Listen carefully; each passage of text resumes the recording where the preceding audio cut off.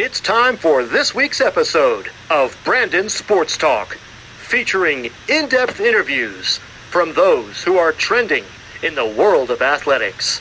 And now, here's the host of Brandon Sports Talk, Brandon Pate. I'm sorry. Welcome back to Brandon Sports Talk. In today's episode, I have the privilege of interviewing the Vassar's head rugby coach, Coach Tony Brown. How are you doing today? Good, thanks. Can you talk about how you knew that you wanted to get started in coaching in college rugby? Say that again. Sorry. Can you talk about how you knew that you want to get started coaching in college rugby? Well, it was really an expectation of the traditions of the sport from the sort of early amateur days in the 70s and 80s. The expectation was that you would always give back to the sport, either as a coach or as an administrator. You'd stay affiliated with a club and just help out other teams. A lot of clubs in the UK had many, sides. I went up to Wasps in the early 80s in London, in Sudbury. And at that time, I think it had 9 teams. There was the first team, the Vandals were the second team, the Wanderers were the third team. I think the Nomads was a really popular team. I think they were about 5th or 6th. And they would, they'd have some very good former players playing. So there was an expectation that you would, either be the team manager or you'd help with scheduling or you'd help with special events. So, and I knew that I wanted to coach. I just love the sport. I love the challenge, and I just wanted to give back. What was that experience like for you being a collegiate athlete and playing at St. Luke's College? But it was a different era, really. I mean, it was the 70s, late 70s. We were very fortunate. We had a good coach in Martin Underwood, a former England international wing, who brought a lot of enthusiasm and great teammates down there. A lot of top quality players from Wales and from around England, and many had represented their country or at least their county. So there were 5. We were a college of 2,000 students, and we had 5 rugby teams. And they're also field hockey and soccer and basketball, and everyone was very competitive and was really into sport, and they wanted to become teachers so they could continue playing and also teaching that sport and passing it on to the next generation. So it was great fun. It was a great college, and we were very fortunate in that we played a first class schedule. So even though we were students, just the student side, we played the top clubs in the area. So Exeter, Bath, Bristol, Wasps, at the time Roslyn Park, Bedford. We would go on tour to Wales. We played Llanelli and over Easter and Penarth or South Wales Police. So yeah, it was great playing top class fixture list, and we played all the local teams as well. So and they're good sides, but it was a different sport then. It was very different. For you, what was that transition like coming to the U.S. and getting into coaching on the collegiate level? Well, first it was very difficult. I mean, I was a Fairfax County physical education teacher in the early 90s, and all the rugby teams over here, or 99%, still are club sports. So essentially then, whilst they're overseen by the club sport director, they're not considered a varsity sport in the US sort of landscape of sports. It's changing now. There are about 25 to 30 women's programs that are varsity sports, and they're doing and thriving quite well. But back then, trying to get into coaching was just a matter of making yourself available and volunteering. So it wasn't difficult, but you weren't going to get compensated. At George Mason, I coached for 7.5 years. I think they gave me $1,000 a year. But when you actually pass that out into hours given to the program, it's not very much. What was that experience like for you getting to be the head coach at George Mason? Well, they're a great bunch of guys. And at the time, George Mason was still very much a commuter school in the DC area. So this was a way to kind of bring the students together and get them focused and feel proud about representing their university. Had some great guys there who actually went on to do good things, and some of them are now coaching and playing. Well, we're playing in the Northern Virginia area, but also coaching at Mason. While at George Mason, what were some of your biggest accomplishments as a coach? Oh, well, we played the top teams on the East Coast. So anytime you beat a top team, I mean, we won. We went up to Penn State one time, and they hosted us, and it was a small tournament, and we won the Bartolletti Cup, which is one of their sort of traditions. So we beat Penn State. We played in the Cherry Blossom tournament on the mall there, where they used to do that, and the Cherry Blossom tournament always had top teams. We defeated Army, Penn State, Maryland. Um, didn't beat Navy in the final though. That was a bit of a they were good. But yeah, to play those top teams on the East Coast was great. So those are really the teams, and we played. We got, as I said, we got to the Final Four in the East. The US was divided into four regions: East, West, Midwest, and Pacific. And we got to the Final Four in the East. So that top 12 in the country. Sorry, top 16 in the country. While at George Mason, what was that experience like getting to coach against those military academy schools? Oh, they're always tough because those guys are really focused. They're always well organized, and a lot of the game is about organization. So if you can just get a bunch of athletes all on the same page and doing things reasonably well, you're going to be a competitive team. So, yeah, Army was always tough. Navy was in our division, so we had to go out to Annapolis, or they would come to George Mason. We didn't actually get to play Air Force. There are also other schools like USMMA, the Merchant Marine Academies in New York, SUNY Maritime, also in New York. Yeah, so it's always a challenge to come up against those well-organized groups. What was that transition like for you going from George Mason as head coach to coming over to Vassar? So George Mason was a big public school. I think then they had about 30,000, well, 20 to 30,000 students. They're much bigger now. Whereas coming up to Vassar, we have a student body that's 2,400. It's co-ed. It's been co-ed since 1969. So I just like to get that out there. And so now I was having to coach men and women. It was my first time coaching women as a rugby team, which was turned out to be an incredible experience and probably as much an education for me as them. Obviously I'd been in public education. I understood the reasons why equality and to be fair but I hadn't actually coached a women's team prior to coming up to Vassar, so that was a new experience.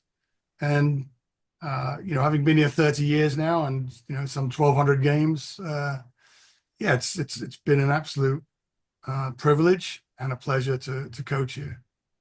As a head coach, what was that experience like for you bringing on the women's rugby team at Vassar, where previously it was only a men's rugby?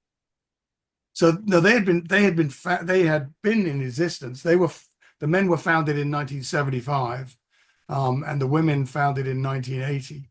So they were only 5 years behind, and I arrived in 95. So they'd been in existence 15 years. I think the initial challenge was to build trust and get to a point where they wanted to be competitive, because they had been very social and a fun activity. And I think it can still be fun, but you can also be competitive. So that was a sort of transition period. What was that like being the first full-time coach for the women's side of rugby in the US? I was immensely proud, even though the team had club sport status. By having a full-time coach, that sort of put them on a slightly different tier, a slightly different level. So yeah, it was. I guess it's something I can look back on with great pride. We weren't the first team to go varsity. That was I think the University of, I think it was Eastern Illinois, that they went varsity first. But even so, I mean, this was a group of women, or an institution that was supporting any of the women that wanted to play rugby and giving them a full-time coach, support with uniforms, buses, and really adhering to most of the NCAA guidelines. What does a typical game day look like on the rugby side? Uh, well, I get up early, and part of my therapy is I go to set up the field. So I go out for a home game, and I'll put out the flags and the post pads and the barriers, and just sort of make sure that the field is looking good and presentable, so that if the opposition team arrives before we get out there, they arrive to a rugby field that's ready to be played on. It's really important to me.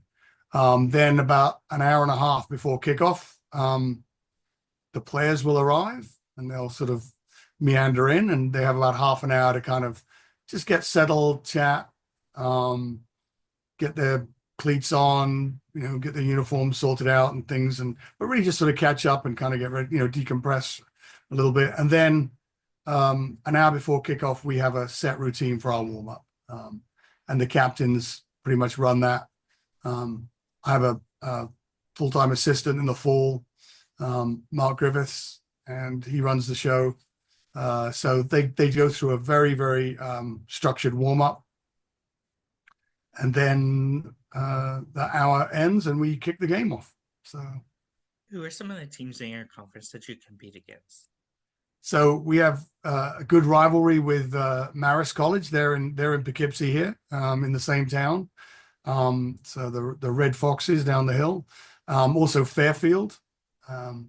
Columbia University has joined our conference. And in fact, not this year, but last year they defeated us twice.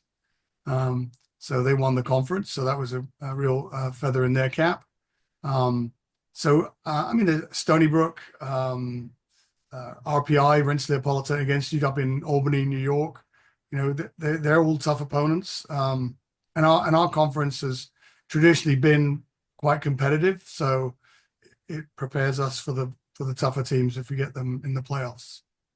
What is that home game atmosphere like when teams like Fairfield comes to home versus going to Stony Brook? Actually, Fairfield's got a really good support. Their parents come out in numbers, and they support Rugby Rare. They've got a really nice turf field down in Connecticut there.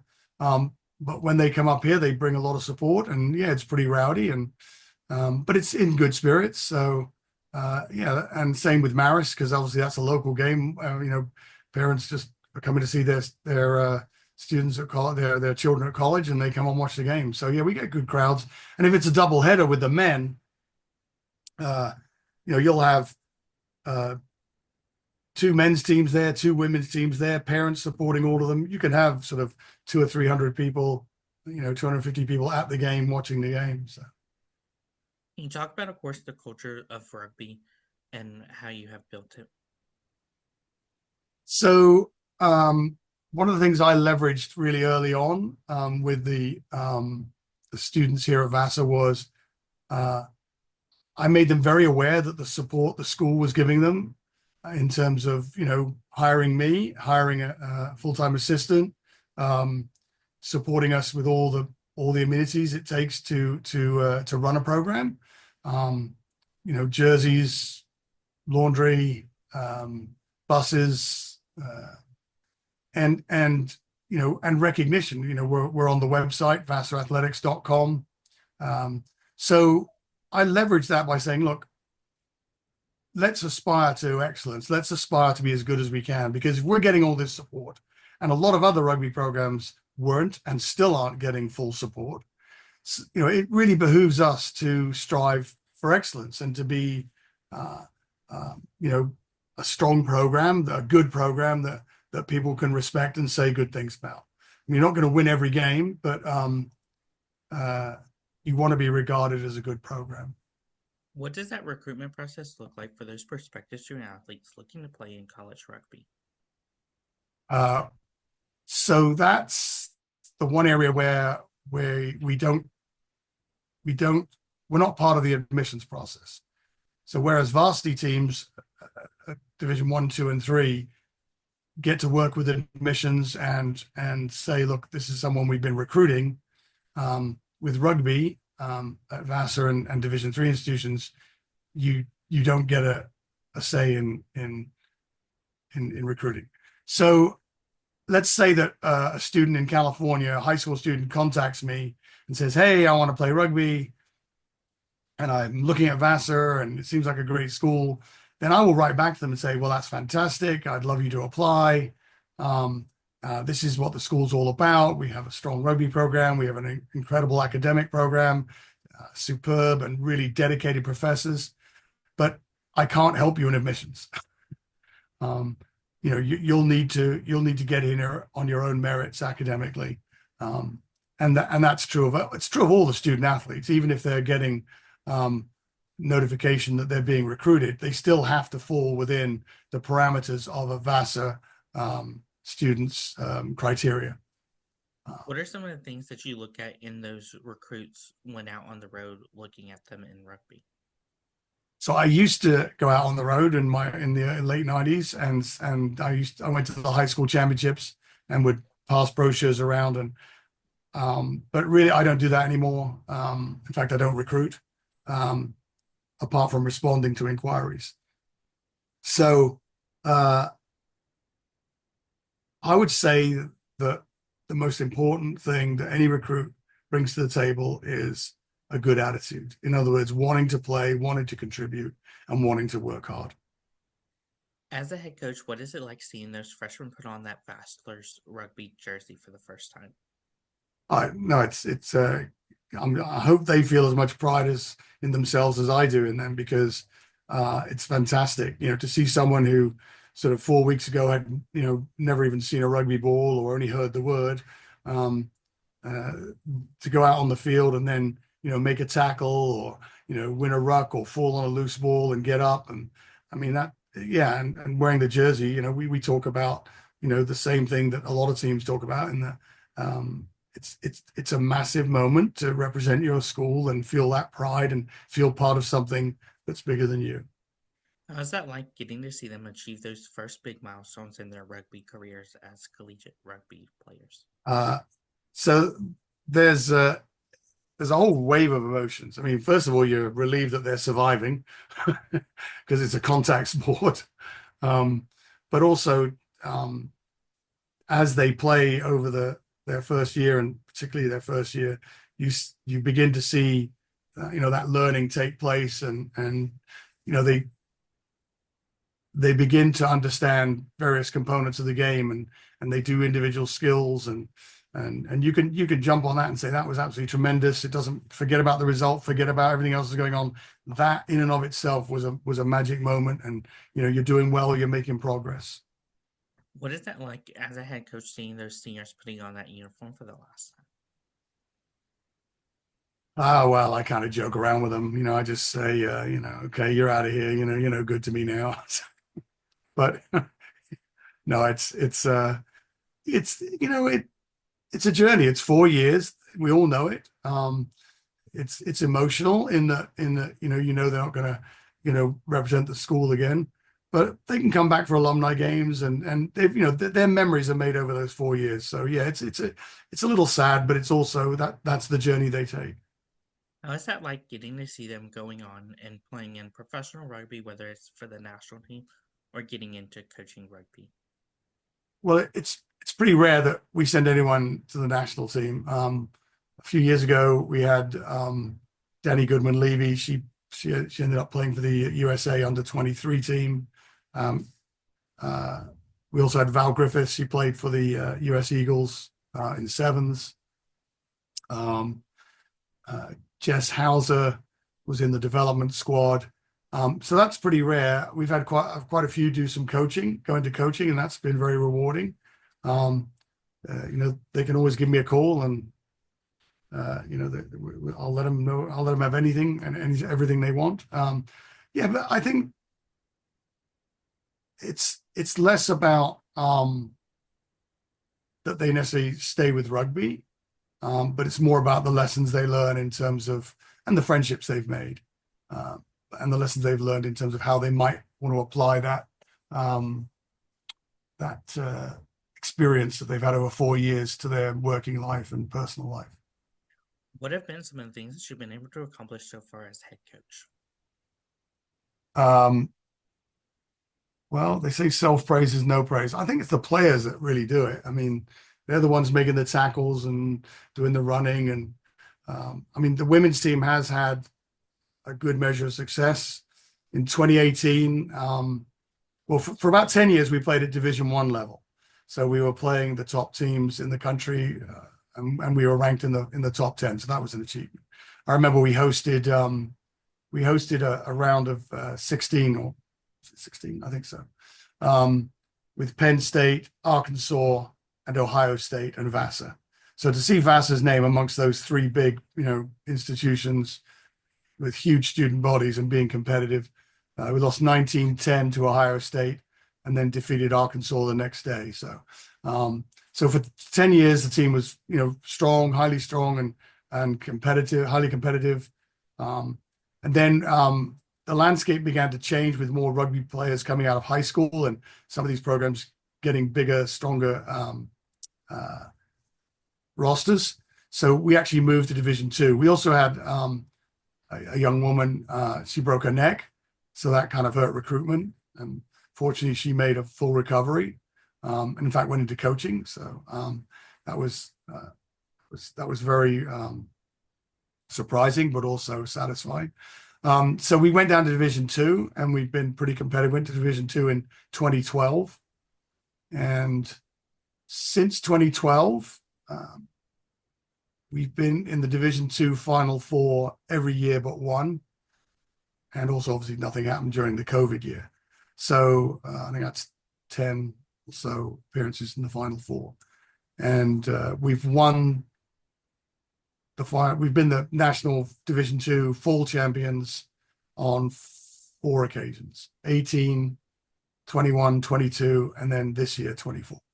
So what are some of your future plans for the rugby program moving forward? So we like to go on tours. We've been on 17 overseas tours in the last 30 years. We've been to places like Argentina, Australia, Spain, England, France, Wales. We've been to the Bahamas, to Barbados, Argentina. So our next plan is probably going to be a domestic tour. Prices have gone up quite a lot, so we're probably going to be a bit more conservative. So we're going to try and go to California this spring. We always want to just be striving to be a good program. What is that experience like going overseas and getting to play rugby with overseas teams? No, it's great. I mean, first of all, you get to represent the school. You get to represent America. I mean, it's kind of like, hey, there are a bunch of Americans over here, and let's see what they can do. So it's always more interesting to go to a country and be more than a tourist. In other words, you're not just going to the castle or the town square and doing the shopping. So when you go and play a rugby game, you mix and mingle with the people that you've played against. You socialize afterwards. You get to know a little bit about the culture, and so you're way closer to understanding the country and the people, I think. So that's a great experience. What advice would you give those freshmen entering their first year of college rugby? Well, that's a good question. What advice? So if they haven't played rugby before, I'd say, give it a full year. There's going to be ups and downs. You're going to not understand things, and you might get a little frustrated, but just give it a full year, see how it goes. Understand that it's a contact sport, that there's going to be knocks and bumps and bruises, but stick with it for a year and then decide if you want to stay with it. Yeah. What advice would you give those college athletes looking to compete professional rugby for the national team? Well, there are pathways in existence for good players that they can be fast tracked. There are some academy programs that they can be introduced to. There are good people working with USA Rugby. Martha Danes in Minnesota. There's Salty Thompson runs the Eagle Impact Rugby Academy. So if you can get your players into those kind of pathways and they can get recognition, then they're going to get exposed to the better players, trainers, coaches, strength and conditioning. So it doesn't really matter what program you go to, as long as you are made aware of those pathways and you get touted to go those routes. What advice would you give those coaches looking to get started in coaching on the college rugby side? Well, we definitely need more coaches. We definitely need more officials, referees, and because without referees, we don't have a game. So I'd encourage both of those opportunities. You know, if you're not playing any longer, or if you're a young person, you want to get into administration or helping out the sport. If you're going to go professional, then obviously you've got to look at Major League Rugby as an opportunity if you're in the men's league. And I believe now the women have just created an elite professional league.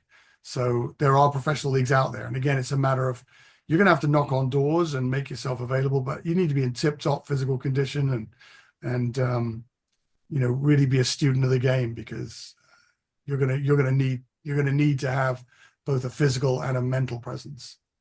That's great advice. Where can my listeners find you at on social media along with the program at? Sorry, say that again. Where can my listeners find the program at on social media along with you at? So are you talking about how can they contact Vassar? Mm-hmm. Yeah. So, well, my email address is TO for Tony, TO Brown at vassar.edu. That's VASSAR.edu. They could also go to vassarathletics.com, and all our games are and videos are available on that website. So, yeah, vassarathletics.com, or they can email me directly. Yes, please come play rugby here.